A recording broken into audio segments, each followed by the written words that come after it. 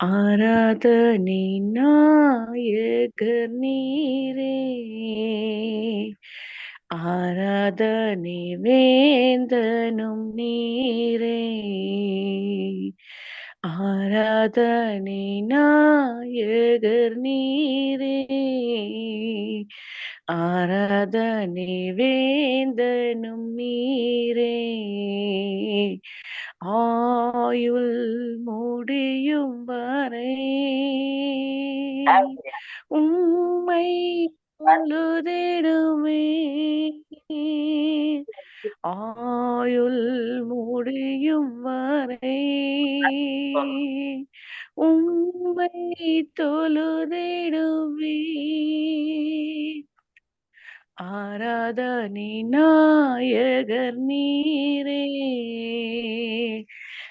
ஆராதனை வேந்தனும் நீரே, ஆராதனை நாயகர் நீரே,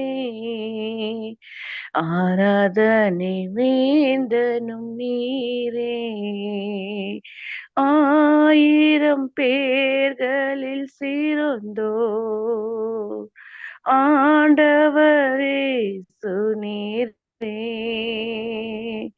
ஆயிரம் பேர்களில் சிறந்தோ ஆண்டவரே சுனீரே, விடி வெள்ளியே எந்தன் பிரியம் நீரே, என்றென்றும் வாழ்த்திடுவே, ஆராதனை நாயகர் நீரே, ஆராதனை வேந்தனும் நீரே, மாந்தர்கள் போற்றிடும் தெய்வம் மகிமையின் தேவன் நீரே, மாந்தர்கள் போற்றிடும் தெய்வம் மகிமையின் தேவன் நீரே, உலகால் உம்மை முடங்கிடுதே, மகிழுடன் துதித்திடுமே, ஆராதனை நாயகர் நீரே, ஆராதனை வேந்தனும் நீரே, ஆராதனை நாயகர் நீரே, ஆராதனை வேந்தனும் ನೀರೇ. ಎಲ್ಲರಿಗೂ ಪ್ರೈಸ್ ಲಾರ್ಡ್. ಯೇಸುವಿನ ನಾಮದಲ್ಲಿ ಎಲ್ಲರಿಗೂ ಆಹ್ವಾನಿಸ್ತೇನೆ. ನಾವು ಈ ದಿನ ಕಲಿಬೇಕಾದ ಮತ್ತಾಯ 6:10 ಓದ್ಬೇಕು. ಪರಲೋಕದಲ್ಲಿರುವ ನಮ್ಮ ತಂದೆಯೇ, ನಿನ್ನ ನಾಮವು ಪರಿಶುದ್ಧವೆಂದು ಎಣಿಸಲ್ಪಡಲಿ, ನಿನ್ನ ರಾಜ್ಯವು ಬರಲಿ, ನಿನ್ನ ಚಿತ್ತವು ಪರಲೋಕದಲ್ಲಿ ನೆರವೇರುವ ಪ್ರಕಾರ ಭೂಲೋಕದಲ್ಲಿಯೂ ನೆರವೇರಲಿ. ದೇವರು ಈ ದಿನದಲ್ಲಿ ಮಾತಾಡುವ ಒಂದೊಂದು ವಾಕ್ಯ ಕೂಡ ನಮ್ಗೆ ಅದ್ಭುತವಾಗಿ ಮಾತಾಡುವಾತನಾಗಿದ್ದಾನೆ. ಯಾಕಂದ್ರೆ ನಾವು ಕೆಲವೊಮ್ಮೆ ಪ್ರಾರ್ಥನೆ ಮಾಡುವಾಗ ದೇವ್ರು ಕೇಳ್ತಾನೋ ಇಲ್ವೋ, ದೇವರು ದಿನಾನ ಪ್ರಾರ್ಥಿಸ್ತೇವೆ, ಬೆಳಗ್ಗೆದ್ದು ಪ್ರಾರ್ಥಿಸ್ತೇವೆ, ರಾತ್ರಿ ಮಲಗುವಾಗ ಪ್ರಾರ್ಥಿಸ್ತೇವೆ, ಆದ್ರೆ ದೇವ್ರ ಆ ಪ್ರಾರ್ಥನೆಗೆ ನಮ್ಗೆ ಬಿಡುಗಡೆನೆ ಆಗ್ತಾ ಇಲ್ಲ ಅಂತ ನಾವ್ ಎಷ್ಟೋ ಸತಿ ಕೋರುತ್ತಾ ಇರ್ಬೋದು. ಆದ್ರೆ ದೇವರ ವಾಕ್ಯ ಹೇಳುತ್ತೆ, ಎಲ್ಲಾ ತರದಲ್ಲಿ ನಾವು ಪ್ರಾರ್ಥಿಸಬೇಕಂತೆ. ಪರಲೋಕದಲ್ಲಿರುವ ನಮ್ಮ ತಂದೆಯೇ, ನಿನ್ನ ನಾಮ ಎಂದೆಂದಿಗೂ ಮಹಿಮೆ ಉಂಟಾಗಲಿ, ಎಣಿಸಲ್ಪಡಲಿ, ನಿನ್ನ ರಾಜ್ಯ ಬರಲಿ, ನಿನ್ನ ಚಿತ್ತದ ಪ್ರಕಾರ ಭೂಲೋಕದಲ್ಲಿ ನೆರವೇರಲಿ. ಹಾಗಾದ್ರೆ ನಾವು ದೇವರಿಗೆ ಯಾವಾಗಲೂ ಮೆಚ್ಚುಗೆಯಾಗಿ ಎಲ್ಲಾ ತರದ ವಿಜ್ಞಾಪನೆಗಳಾಗ್ಲಿ, ದೇವರಿಗೆ ಕೃತಜ್ಞತೆ ಆಗ್ಲಿ, ದೇವ್ರ ಪ್ರಾರ್ಥನೆ, ಉಪವಾಸದ ಪ್ರಾರ್ಥನೆಯಾಗಲಿ, ಎಲ್ಲಾ ತರದ ಆರಾಧನೆ ದೇವರಿಗೆ ಮೆಚ್ಚುಗೆಯಾಗಿದೆ ಬೇರೆ. ಅದು ಮಾತ್ರವಲ್ಲದೆ ದೇವ್ರು ಎಷ್ಟೋ ಜನಕ್ಕೆ ಶ್ರೀಮಂತರಿಗೆ ಎಲ್ಲಾ ಇರುತ್ತೆ, ಆಸ್ತಿ, ಅಂತಸ್ತು, ಬಂಗ್ಲೆ, ಕಾರು, ನೆಮ್ಮದಿ ಎಲ್ಲಾ ಇರುತ್ತೆ, ಆದ್ರೆ ಒಂದು ಮಾತ್ರ ಕೊರತೆ ಆಗಿರುತ್ತೆ, ಅವರಲ್ಲಿ ಸಮಾಧಾನ ಇಲ್ಲ ಬೇರೆ. ಆದ್ರೆ ನಮಗಾದರೂ ದೇವರು ಸಮಾಧಾನವನ್ನು ಕೊಡುವಾತನಾಗಿದ್ದಾನೆ. ಯಾಕಂದ್ರೆ ನಮ್ಮ ಜೀವಿತದಲ್ಲಿ ಕಷ್ಟ ಉಂಟು, ಕಣ್ಣೀರು ಉಂಟು, ಎಲ್ಲಾ ಸಮಯದಲ್ಲಿ ನಮಗೆ ಸೋತೋಗಿರೋ ಸಮಯ ಕೂಡ ಉಂಟು. ಆದ್ರೂ ಕೂಡ ನಮ್ಗೆ ಯಾವ್ದೋ ಒಂದ್ ರೀತಿಯ ಸಮಾಧಾನ ಇರುತ್ತೆ, ಅದು ದೇವರು ಕೊಡುವ ಸಮಾಧಾನವಾಗಿದೆ ಪ್ರಿಯರೇ. ಹಾಗಾಗಿ ನಾವು ಯಾವ ಬಗ್ಗೆನೂ ಚಿಂತೆ ಪಡಬಾರ್ದು. ಯಾಕಂದ್ರೆ ಫಿಲಿಪ್ 4:6 ಹೇಳ್ದಾಗೆ ಎಲ್ಲಾ ವಿಷಯದಲ್ಲಿ ದೇವರಿಗೆ ಕೃತಜ್ಞತೆಯನ್ನು ನಾವು ಸಲ್ಲಿಸಬೇಕಂತೆ. ಯಾಕಂದ್ರೆ ನಮ್ಗೆ ಏನಾದ್ರೂ ನಾವು ಬೇಡಿಸುವಾಗ ಅದು ತಕ್ಷಣ ಅದು ನೆರವೇರುವುದಿಲ್ಲ. ಆವಾಗ ನಮ್ಗೆ ಕೋಪ ಬರುವುದು, ದೇವರ ಮೇಲೆ ಕೋಪ ಬರುತ್ತೆ. ಯಾಕಂದ್ರೆ ನಮ್ಮ ಪ್ರಾರ್ಥನೆ ತುಂಬಾ ಮುಖ್ಯವಾಗಿದೆ. ಯಾಕಂದ್ರೆ ನಾವು ಒಟ್ಟೊತ್ತಿ ಪ್ರಾರ್ಥಿಸುವಾಗ ದೇವರು ಅದ್ಭುತವನ್ನು ಮಾಡುವಾತನಾಗಿದೆ. ಒಂದ್ರೆ ದೇವ್ರಿಗೆ ಯಾವ ತರ ಪ್ರಾರ್ಥನೆ ಮಾಡಿದ್ರು ದೇವ್ರು ಕೇಳ್ತಾರೆ ಅಂತ ನಾವು ಬಿಟ್ಬಿಡ್ತೀವಿ. ಅದು ಅಲ್ಲ, ಆತ್ಮದಿಂದಲೂ ಜ್ಞಾನದಿಂದಲೂ ಶಕ್ತಿಯಿಂದಲೂ ದೇವರನ್ನು ಆರಾಧಿಸಬೇಕಾಗಿದೆ ಬೇರೆ. ಹಾಗಾಗಿ ನಮ್ಮ ಪ್ರಾರ್ಥನೆ ನಮ್ಗೆ ಅದು ಯೋಗ್ಯದಾಗಿ ಎಣಿಸಲ್ಪಡಬೇಕು. ನಮ್ಮ ಪ್ರಾರ್ಥನೆ ಇದು ಸರಿಯಾಗಿದೆಯಾ, ಇದು ಮೆಚ್ಚುಗೆ ಆಗಿದೆಯಾ, ಇದು ದೇವರಿಗೆ ಮೆಚ್ಚುಗೆ ಆಗಿದೆಯಾ ಅಂತ ನಾವು ಒಂದೊಂದು ಕ್ಷಣವನ್ನು ಯೋಚಿಸಬೇಕಾಗಿದೆ ಬೇರೆ. ಯಾಕಂದ್ರೆ ಕೆಲವೊಮ್ಮೆ ಪ್ರಾರ್ಥನೆ ನಮ್ಗೆ ಅದು ಫಲ ಕೊಡುವುದಿಲ್ಲ. ಹಾಗಾಗಿ ಅದಕ್ಕೆ ನಾವೇ ಯೋಚನೆ ಮಾಡ್ಬೇಕಾಗಿದೆ, ಇದು ಯಾಕೆ ಫಲ ಕೊಡ್ತಾ ಇಲ್ಲ, ಇದು ನನ್ನಿಂದ ಏನ್ ತಪ್ಪಾಗಿದೆ ಅಂತ ನಾವು ಪ್ರತಿಯೊಂದು ನಾವು ಯೋಚನೆ ಮಾಡ್ಬೇಕಾಗಿದೆ. ಯಾಕಂದ್ರೆ ನಮ್ಮ ಪ್ರಾರ್ಥನೆ ಬಹು ಬಲವಾಗಿರ್ಬೇಕಂತೆ, ಪೂರ್ಣ ಹೃದಯದಿಂದಲೂ ಪೂರ್ಣ ಶಕ್ತಿಯಿಂದಲೂ ಇರ್ಬೇಕಂತೆ. ಕರ್ತನು ಹೇಳ್ತಾನೆ, ನಿನಗಾಗಿ ನಾನು ಯುದ್ಧವನ್ನು ಮಾಡುತ್ತೇನೆ ಅಂತ ಹೇಳ್ತಾನೆ. ಪ್ರೀತಿ ಸ್ವರೂಪನಾದ ದೇವರು ನಮ್ಮ ಎಲ್ಲಾ ತರಹ ಪ್ರಾರ್ಥನೆ ಆತನಾಗಿದ್ದಾನೆ.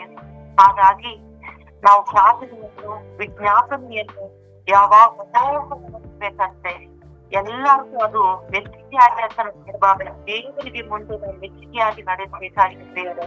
ಯಾಕಂದ್ರೆ ಮುಖವನ್ನು ನೋಡುವನಾಗಿದ್ದಾನೆ, ದೇವರು ಹೃದಯವನ್ನು ಹಾಗಾಗಿ ನಾವು ಎಲ್ಲಾ ಸಮಯದಲ್ಲೂ ದೇವರಿಗೆ ಕೃತಜ್ಞತೆಯನ್ನು ಹೇಳುವವರಾಗಿ ಇರ್ಬೇಕು. ಅದು ಮಾತ್ರವಲ್ಲದೆ ನಾವು ಸಭೆ ಹತ್ರ ಆಲಿಗೆ ಹೋಗಿ ನಮಗೊಂದು ಮಗನ್ ಕೊಡ್ಬೇಕು, ಆ ಮಗು ನಿನಗಾಗಿ ಕೊಡ್ತೇನೆ ಅಂತ ಅನ್ನಲು 1 ದಿನ ಅಲ್ಲ, 2 ದಿನ ಅಲ್ಲ, 3 ದಿನ ಅಲ್ಲ ಅನ್ನಲ ಪ್ರಾರ್ಥನೆ ಆ ರೀತಿಯಾಗಿತ್ತು ಪ್ರಿಯರೇ. ಅವ್ರಿಗೊಂದು ಬೇಕು, ನನ್ಗೊಂದು ವಸ್ತು ಬೇಕು, ದೇವರು ಕೊಡೋವರೆಗೂ ನಾನು ಬಿಡೋದೇ ಇಲ್ಲ, ದೇವರನ್ನ ಗಟ್ಟಿಯಾಗಿ ಹಿಡಿದುಕೊಂಡು. ಅದೇ ಪ್ರಕಾರ ನಾವು ಯಾವುದೇ ಪ್ರಾಬ್ಲಮ್ ಬಂದ್ರು ಕೂಡ, ಯಾವುದೇ ಕಷ್ಟ ಬಂದ್ರು ಕೂಡ ದೇವರನ್ನ ಗಟ್ಟಿಯಾಗಿ ಹಿಡಿದುಕೊಳ್ಳಬೇಕಾಗಿದೆ ಪ್ರಿಯರೇ. ಯಾಕಂದ್ರೆ ನಮ್ಮ ದೇವರು ಸರ್ವವನ್ನು ಕೊಡುವವನು, ಸರ್ವವನ್ನು ಮಾಡುವವನು, ಸರ್ವ ಉನ್ನತನು, ಮಹಿಮೆಗೆ ಯೋಗ್ಯನಾಗಿದ್ದಾನೆ ಪ್ರಿಯರೇ. ಹಾಗಾಗಿ ನಾವು ಅಷ್ಟಾಲ ಹಾಗೆ ಪ್ರಾರ್ಥನೆ ಮಾಡಬೇಕು, ಅಷ್ಟಾಲ ಹಾಗೆ ನಾವು ಪ್ರಾರ್ಥನೆ ಬಿಡಲೇಬಾರ್ದು.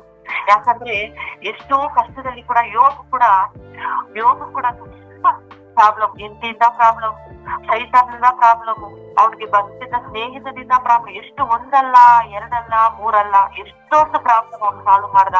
ಯಾಕಂದ್ರೆ ಅವನು ದೇವರನ್ನು ಬಿಟ್ಟು ಕೊಡ್ಲೇ ಇಲ್ಲ. ಎಷ್ಟೇ ಕಷ್ಟ ಬಂದ್ರು ಕೂಡ ಅವನ ದೇವ್ರನ್ನ ಬಿಟ್ಟು ಕೊಟ್ಟಿಲ್ಲ. ಯಾಕಂದ್ರೆ ಅವನು ಗೊತ್ತು, ನನ್ನ ದೇವರು ದೊಡ್ಡವನು, ಅವನು ಕೊಡುವವನು, ಕೊಡುವವನು ಅವನೇ, ತೆಗೆದು ಹಾಕುವವನು ಅವನೇ ಅಂತ ಅವ್ನ ಯೋಗ ಚೆನ್ನಾಗಿ ಗೊತ್ತಿದ್ದಾರೆ.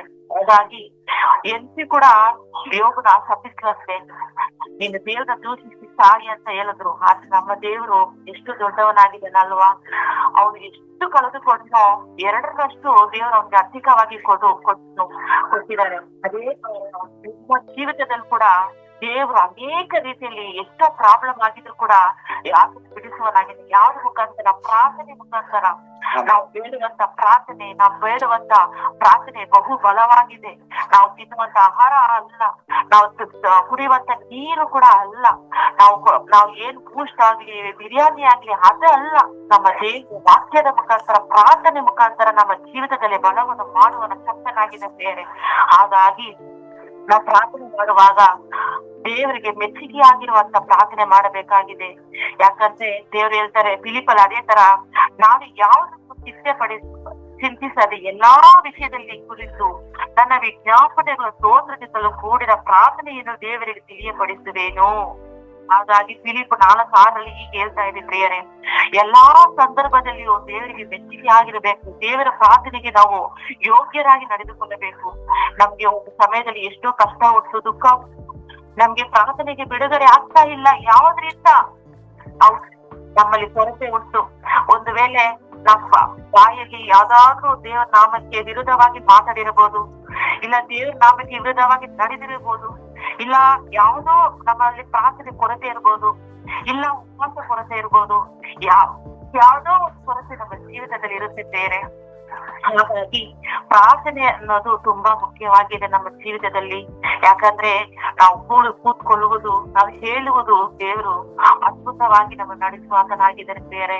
ಯಾಕಂದ್ರೆ ನಿನಗಾಗಿ ಯುದ್ಧವನ್ನು ಮಾಡುವಾತನು ಒಬ್ಬರೇ ಹಾಗಾಗಿ ನೀವು ಯಾವ ಸಂದರ್ಭದಲ್ಲಿ ಕೂಡ ಚಿಂತೆ ಪಡೆದ ದೇವರಿಗೆ ಯಾವಾಗ ಕೃತಜ್ಞತೆ ಉಳ್ಳವರಾಗಿ ನಡೆಯಬೇಕಾಗಿ ನಾನು ಪ್ರಾರ್ಥಿಸ್ತೇನೆ.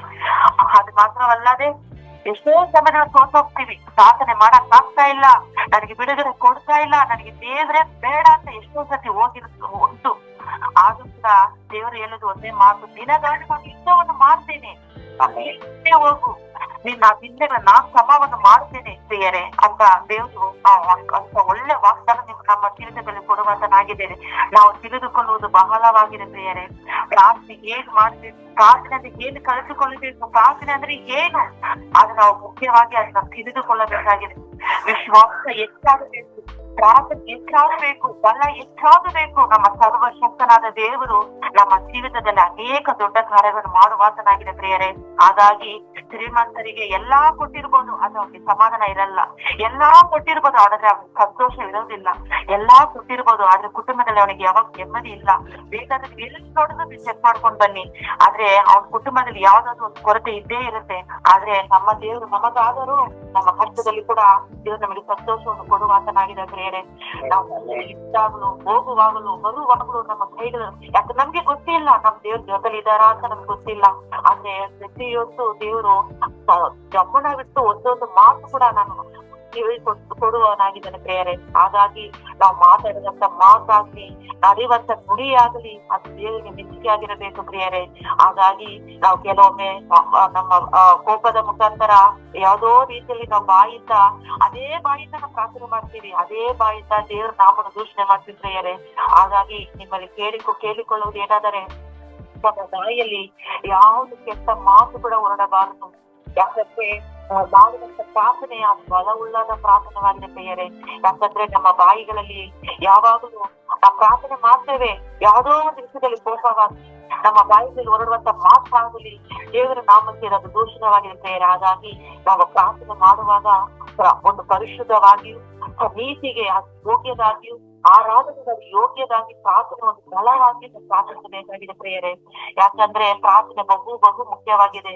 ನಾವು ಅನೇಕ ಕಷ್ಟಗಳು ಬಂದಾಗ ಬೇರೆಯವ್ರ ಹಂಚ್ಕೊಳ್ತೇವೆ, ಬೇರೆಯವ್ರ ಹತ್ರ ಹೋಗಿ ಹೇಳ್ಕೊಳ್ತೇವೆ. ಯಾಕಂದ್ರೆ ಹೇಳಿಕೊಳ್ಳೋದ್ರಿಂದ ಯಾವ ಲಾಭವೂ ಇಲ್ಲ ಪ್ರಿಯರೇ. ನಾವು ಬೇಡುವುದು ಒಂದೇ, ಕಷ್ಟನಿಂದ ಮಾತ್ರ ಹೊಂದಿಕೊಳ್ಳಕ್ಕೆ ಸಾಧ್ಯ ಪ್ರಿಯರೇ. ಹಾಗಾಗಿ ನಮ್ಗೆ ಕಷ್ಟ ಬಂದಾಗ, ದುಃಖ ಬಂದಾಗ ನಾವು ದೇವರ ಹತ್ರ ಹೋಗಿ ಪ್ರಾರ್ಥಿಸಬೇಕು. ಯಾಕಂದ್ರೆ ಅದಕ್ಕೆ ಜಯವನ್ನು ಕೊಡುವಾತನು ದೇವರು ಒಬ್ಬರೇ ಪ್ರಿಯರೇ. ಹಾಗಾಗಿ ನಮ್ಮ ಕಷ್ಟ ಬಿದ್ದಾಗಲೂ, ಸಂಕಟ ಬಂದಾಗಲೂ ನಾವು ದೇವರ ಹತ್ರ ಪ್ರಾರ್ಥಿಸಬೇಕಾಗಿದೆ ಪ್ರಿಯರೇ. ಹಾಗಾಗಿ ನಮ್ಮ ದೇವರು ಎಷ್ಟೋ ದೊಡ್ಡವನು, ಎಲ್ಲಾ ಸಮಯದಲ್ಲೂ ನಮ್ಮ ಜೊತೆಗಾರನಾಗಿದ್ದಾರೆ ಪ್ರಿಯರೇ. ಹಾಗಾಗಿ ಮೋಶೆ ಕೂಡ ಸೀನಾಯಿ ಬೆಟ್ಟದಲ್ಲಿ ಹೋಗಿ ಒಂದು ದಿನ ಅಲ್ಲ, 2 ದಿನ ಅಲ್ಲ, ಅವ್ನಿಗೆ ಬರ್ಬೇಕಾಗಿರುವ ಅಭಿಷೇಕ ಅವನು ದೊರಕುವವರೆಗೂ ಅವ್ನು ಬಿಟ್ಟಿಲ್ಲ. ಯಾಕಂದ್ರೆ ಅಂತ ಪ್ರಾರ್ಥನೆ ನಮ್ಮ ಜೀವಿತದಲ್ಲಿ ಇರಬೇಕಾಗಿದೆ. ಮೋಶೆಯಲ್ಲಿದ್ದ ಪ್ರಾರ್ಥನೆ, ಅರ್ನಾಲಲ್ಲಿದ್ದ ಪ್ರಾರ್ಥನೆ, ಯೋಬಲ್ಲಿದ್ದ ಭಕ್ತಿ ನಮ್ಮಲ್ಲಿರಬೇಕಾಗಿ ನಾನು ಕೇಳ್ಕೊಳ್ತೇನೆ. ಯಾಕಂದ್ರೆ ಎಲ್ಲಾ ಸಂದರ್ಭದಲ್ಲಿ ಕೂಡ ದೇವ್ರನ್ನ ಬಿಡ್ತೇವೆ. ಯಾಕಂದ್ರೆ ಎಷ್ಟೋ ಸಮಯದಲ್ಲಿ ಕೂಡ ದೇವ್ರು ಇಲ್ಲ ಅಂತ ಕೂಡ ನಾವು ಉಂಟು. ಆದ್ರೆ ಈ ದಿನದಲ್ಲಿ ಒಂದು ನಿರ್ಧಾರ ಎಲ್ಲರ ಜೀವಿತದಲ್ಲಿ ತೆಗೆದುಕೊಳ್ಳಬೇಕಾಗಿದೆ. ನಮ್ಮ ಪ್ರಾರ್ಥನೆಯಲ್ಲಿ ನಮ್ಗೆ ಜಯ ಸಿಕ್ಕಿಲ್ಲ, ಆ ಕಾರಣ ಏನು? ಒಂದು ಪಾಯಿಂಟ್. ಎರಡನೇದಾಗಿ, ಪ್ರಾರ್ಥನೆಗೆ ನಮ್ಗೆ ಯಾಕೆ ಅದು ನಮ್ಗೆ ಉತ್ತರ ಸಿಗ್ತಾ ಇಲ್ಲ, ಬಿಡುಗಡೆ ಸಿಗ್ತಾ ಇಲ್ಲ, ಸಂತೋಷವಾಗ್ತಾ ಇಲ್ಲ? 2ನೇ ಪಾಯಿಂಟ್, ನಾವು ಹುಡ್ಕೋಣ ಯಾವ್ದ್ರಿಂದ, ನಾವು ದೇವರ ಕೇಳೋಣ, ಎಷ್ಟಪ್ಪ ಯಾವ್ದ್ರಿಂದ ನಮ್ಗೆ ಪ್ರಾರ್ಥನೆಗೆ ಜಯ ಸಿಗ್ತಾ ಇಲ್ಲ, ಯಾವ್ದ್ರಿಂದ, ನಮಗೆ ಏನ್ ಕೊರತೆ ಇದೆ? ನಮ್ಮ ಬಾಯಿಗೆ ಬರುವಂತ ಮಾತು ಅದು ನಿಮಗೆ ವಿರುದ್ಧವಾಗಿ ಮಾತಾಗಿದ್ರೆ ನಮ್ಮ ಪಾಪವನ್ನು ಕ್ಷಮಿಸಬೇಕಾಗಿದೆ ಪ್ರಿಯರೇ. ಯಾಕಂದ್ರೆ ನಾವು ಮಾಡುವಂತ ಪ್ರಾರ್ಥನೆ ಬಲವಾಗಿದೆ. ಹಾಗಾಗಿ ನಾವು ದೇವರ ಕ್ಷಮಾಪಣೆ ಕೇಳಬೇಕಂತೆ. ಫಸ್ಟ್ ಮೊದಲನೇದಾಗಿ ನಾವು ಪ್ರಾರ್ಥಿಸುವಾಗ, ದೇವರೇ ನಮ್ಮ ತಪ್ಪುಗಳನ್ನೆಲ್ಲ ಕ್ಷಮಿಸು, ನಾವು ಬಾಯಿ ಪರಿಶುದ್ಧವಾಗಿ ಎನ್ನಿಸಲ್ಪಡಿ, ನಾವು ಕೇಳುವಂತ ಮಾತುಗಳು ಪರಿಶುದ್ಧವಾಗಿರಲಿ. ಆ ದಿನ ಬೆಳಗ್ಗೆ ಎದ್ದಿದ ತಕ್ಷಣ ಪ್ರಾರ್ಥಿಸುವುದು ಅದೇ ಆಗಿದೆ. ಯಾವ್ದು ಕೆಟ್ಟ ಮಾತು, ಕೆಟ್ಟ ಸುದ್ದಿ, ಕೆಟ್ಟ ಮಾತು ಕೂಡ ನನ್ನ ಬಾಯಲ್ಲಿ ಆಗ್ಲಿ, ನನ್ನ ಕಿವಿಯಿಂದ ಆಗಲಿ, ಯಾರು ಒಬ್ಬರಿಂದ ಆಗ್ಲಿ ನಾನು ಕೇಳಬಾರದು. ಆ ದಿನವೆಲ್ಲ ನಾನು ಅದ್ಭುತವಾಗಿ ನಡೆಸು ಎಸಪ್ಪ ಅಂತ ನಾವು ಪ್ರಾರ್ಥಿಸಬೇಕಾಗಿದೆ ಪ್ರಿಯರೇ. ಯಾಕಂದ್ರೆ ನೀವು ಹಾಗೆ ಪ್ರಾರ್ಥನೆ ಮಾಡಿ ನೋಡಿ, ನಿಮ್ಮ ಜೀವಿತದಲ್ಲಿ ದೇವರ ಅದ್ಭುತಗಳನ್ನು, ಅನೇಕ ಕಾರ್ಯಗಳು ನಡೆಸುವಾತನಾಗಿದೆ ಪ್ರಿಯರೇ. ಹಾಗಾಗಿ ನಮ್ಮ ಪ್ರಾರ್ಥನೆಯಲ್ಲಿ ನಾವು ಯಾವಾಗ್ಲೂ ಬಲಶಾಲಿಯಾಗಿ ಪ್ರಾರ್ಥಿಸಬೇಕಂತೆ. ನಾವು ಎಲ್ಲಾ ವಿಷಯದಲ್ಲಿಯೂ ಎಲ್ಲಾ ಸಂದರ್ಭದಲ್ಲಿ ದೇವರಿಗೆ ಕೃತಜ್ಞತೆ ಉಳ್ಳವರಾಗಿ ನಡೆದುಕೊಳ್ಳಬೇಕಾಗಿದೆ ಪ್ರೇಯರೇ. ಯಾಕಂದ್ರೆ ನಮ್ಮ ದೇವರು ಎಲ್ಲವನ್ನು ನಮಗಾಗಿ ಸಿದ್ಧ ಮಾಡಿ ಇಕ್ಕಿದ್ದಾನೆ. ಆದ್ರೆ ನಾವು ಅದನ್ನ ಹುಡುಕ್ತಾ ಇಲ್ಲ. ನಮಗೆ ಬೇಕಾಗಿದ್ದು ಮಾತ್ರ ನಾವು ತೆಗೆದುಕೊಳ್ತೇವೆ, ಆದ್ರೆ ಮಿಕ್ಕಿದೆಲ್ಲ ನಾವು ಬಿಟ್ಬಿಡ್ತೇವೆ. ಅದೆಲ್ಲ ಪ್ರಾರ್ಥನೆ. ನಾವು ನಮಗಾಗಿಯೂ ಅಲ್ಲ, ಮತ್ತೊಬ್ಬರಿಗಾಗಿ ನಾವು ಪ್ರಾರ್ಥಿಸೋಣ. ನಮ್ಮ ದೇವರು ನಮ್ಮ ಕುಟುಂಬವನ್ನು ಅವರು ಏನ್ ಬೇಕೋ ಅವ್ರು ಸಂತೈಸುವಾತನಾಗಿದ್ದಾರೆ. ಹೌದು ಪ್ರೇಯರೇ, ಯಾಕಂದ್ರೆ ನನ್ನ ಜೀವಿತದಲ್ಲಿ ಆಗಿದೆ. ಆಗಿದ್ರಿಂದನೇ ನಾನು ಈ ಮಾತು ಬಲವಾಗಿ ನಿಮ್ಗೆ ಹೇಳ್ತೇನೆ. ಪ್ರಾರ್ಥನೆಯಿಂದ ಆಗ್ತಾ ಇರೋದು ಯಾವ್ದ್ರಿಂದ ಆಗೋಕ್ಕೆ ಸಾಧ್ಯನೇ ಇಲ್ಲ. ಯಾಕಂದ್ರೆ ಅನ್ನ ಆಗ್ಲಿ, ಆಸ್ತಿ ಆಗ್ಲಿ, ಅಂತಸ್ತಾಗ್ಲಿ, ಕಾರು ಮಕ್ಳೆ ಯಾವ್ದು ನಮ್ಗೆ ಬಿಡುಗಡೆ ಕೊಡುವಂತದಲ್ಲ. ದೇವರ ವಾಕ್ಯನೇ, ದೇವರ ಪ್ರಾರ್ಥನೆನೇ ನಮ್ಗೆ ಜಯ ಕೊಡುವಂತದ್ದಾಗಿದೆ ಪ್ರೇಯರೇ. ಹಾಗಾಗಿ ಯಾರೊಬ್ರು ಕೂಡ ಪ್ರಾರ್ಥನೆಯಲ್ಲಿ ಸೋತೋಗಬೇಡಿ. ಮುಂದಿನ ಪ್ರಾರ್ಥನೆ ನನಗೆ ಯಾಕಪ್ಪ ನನಗೆ ಬಿಡುಗಡೆ ಆಗ್ತಾ ಇಲ್ಲ ಅನ್ನೋ, ದೇವ್ರು ನಮ್ ಜೊತೆ ಪ್ರಾರ್ಥನೆ ಕೇಳದೇ ಇಲ್ವಾ? ದೇವ್ರು ನಮ್ ಜೊತೆ ಇರೋದೇ ಇಲ್ವಾ? ನಮ್ಮ ಕಷ್ಟ ನೋಡ್ಕೊಂಡು ನಗಿತಾ ಇದ್ದಾನ ಅಂತ ನಾವು ಕೆಲವೊಂದು ದೇವ್ರನ್ನ ಬೈತಾ ಇರ್ತೇವೆ. ಆದ್ರೆ ಯೋಗ ಆ ರೀತಿಯಲ್ಲಿ ಬೈದಿಲ್ಲ. ಎಷ್ಟು ಹಾಡುಗಳು, ದನ, ಕುರಿಗಳು, ಮಕ್ಕಳು, ಎದ್ದಕ್ಕೆ ಎಲ್ಲರೂ ಹೋದ್ರು. ಆದ್ರೆ ದೇವರು 2ರಷ್ಟು ಅಂತ ಫಲವನ್ನು ಕೊಟ್ರು ಅಲ್ವಾ? ಅಂತ ಭಕ್ತಿ ನಮ್ಮಲ್ಲಿ ಇರ್ಲಿ. ಮಕ್ಕಳಿದ್ದಂತ ಪ್ರಾರ್ಥನೆ ನಮ್ಮ ಜೀವಿತದಲ್ಲಿ ಇರಲಿ. ಆ ಯೋಗಲಿದ್ದ ಭಯ ಭಕ್ತಿ ನಮ್ಮ ಜೀವಿತದಲ್ಲಿ ಇರ್ಲಿ ಪ್ರಿಯರೇ. ಯಾಕಂದ್ರೆ ನಮ್ಮ ದೇವರು ಎಲ್ಲಾ ತರದ ರೋಗಗಳಾಗ್ಲಿ, ಕಷ್ಟಗಳಾಗ್ಲಿ ಬಿಡುಗಡೆ ಕೊಡುವಂತನಾಗಿ ಬೇಡಿಕೊಳ್ಳುವ ಒಬ್ಬರಿಗೂ ಯಾವ ಕೊರತೆ ಇರುವುದಿಲ್ಲ. ನೀವು ಬೇಡಿರಿ, ಎಲ್ಲವನ್ನು ದೊರೆಯುವುದು, ಹುಡುಗ ನಿಮ್ಗೆ ಸಿಕ್ಕುದು ಅಂತ ಹೇಳಿದ್ದಾರೆ. ದೇವರ ವಾಕ್ಯ ಆ ರೀತಿಯಲ್ಲಿ ಹೇಳ್ತಾ ಇದೆ ಪ್ರಿಯರೇ. ಹಾಗಾಗಿ ನಾವು ದೇವರ ಹತ್ರ ಕೇಳುವುದು ಎಲ್ಲಾ ತರದಲ್ಲಿ ದೇವರಲ್ಲಿ ಸಕಲ ವಿಜ್ಞಾಪನದಲ್ಲಿಯೂ ದೇವರಲ್ಲಿ ಪ್ರಾರ್ಥನೆ ಬಲವನ್ನು ಹೆಚ್ಚಿಸಬೇಕು ಪ್ರಿಯರೇ. ಹಾಗಾಗಿ ನಂಬಿಕೆಯುಳ್ಳ ಪ್ರಾರ್ಥನೆ ರೋಗಿಗಳನ್ನು ಸ್ವಸ್ಥಪಡುತ್ತದೆ. ಯಾಕೋಬದಲ್ಲಿ ದೇವರ ವಾಕ್ಯ ಹೀಗೆ ಹೇಳ್ತಾ ಇದೆ ಪ್ರೇಯರೇ. ಹಾಗಾಗಿ ನಂಬಿಕೆಯಿಂದ ಪ್ರಾರ್ಥಿಸುವಾಗ ಯಾವುದೇ ತರ ರೋಗ ಆಗ್ಲಿ, ಕಷ್ಟ ಆಗಲಿ, ನಾನಾ ರೀತಿಯಲ್ಲಿ ಸಂಕಟವಾಗಲಿ ಆಗಿರುವುದಿಲ್ಲ ಪ್ರಿಯರೇ. ಯಾಕಂದ್ರೆ ಕೈಲಿದ್ಯಾ, ಮನೇಲಿ ಕಷ್ಟ ಇದೆಯಾ, ಮನೇಲಿ ಸಂಕಟ ಇದೆಯಾ ಅಂತ ದೇವರು ಅದರಿಂದ ಬಿಡುಗಡೆ ಕೊಡುವ ಶಕ್ತನಾಗಿದೆ. ಹಾಗಾಗಿ ನಾವು ಪ್ರಾರ್ಥನೆ ಕೊರತೆ ಇರಬಾರದು. ಪ್ರಾರ್ಥನೆ ಎನಿ ಟೈಮ್, ಎವ್ರಿ ಡೇ ಇದ್ದಾರೆ, ಎನಿ ಟೈಮ್ ಎಲ್ಲ ತರ ನಾವು ದೇವ್ರನ್ನ ಸ್ತುತಿಸಬೇಕಾಗಿದೆ. ಯಾಕಂದ್ರೆ ನಾನು ಕೆಲಸಕ್ಕೆ ಹೋಗ್ತೀನಿ, ಆ ಸೈಕಲ್ ಕೂಡ ಒಂದೊಂದು ಕ್ಷಣ ಕೂಡ ನಾನು ದೇವ್ರನ್ನ ನೆನೆಸಿರೋ ಸಮಯವಿಲ್ಲ.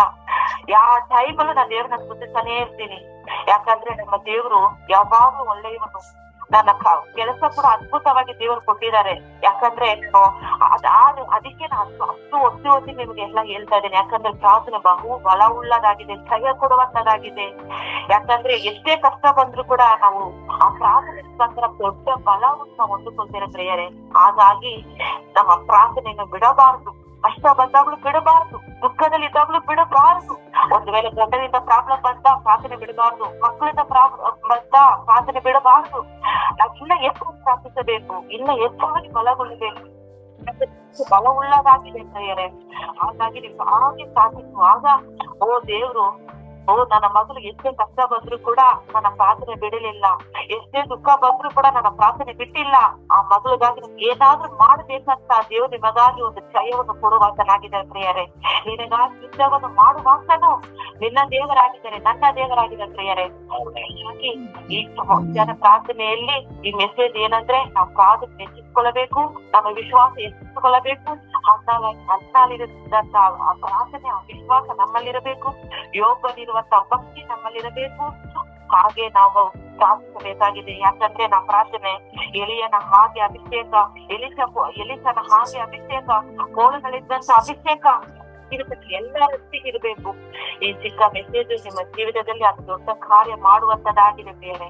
ಆ ಎಲ್ಲ ಈ ಮೆಸೇಜ್ ಅನ್ನು ಎಸಪ್ಪ ನೀವು ಕೇಳಿದಕ್ಕಾಗಿ, ಒಬ್ಬ ಹೃದಯ ತೆರೆಯಲ್ಪಟ್ಟಿದ್ದಕ್ಕಾಗಿ ಸ್ತೋತ್ರ. ಇಂದು ಬೆಳಗಿನ ಸಮಯದಲ್ಲಿ ದೇವರು ತಾನೇ ದೇವರ ವಾಕ್ಯದ ಮುಖಾಂತರ ಪ್ರಾರ್ಥನೆಯ ಕುರಿತಾಗಿ ನಮಗೆ ತಿಳಿಸಿಕೊಟ್ಟಿದ್ದಾರೆ.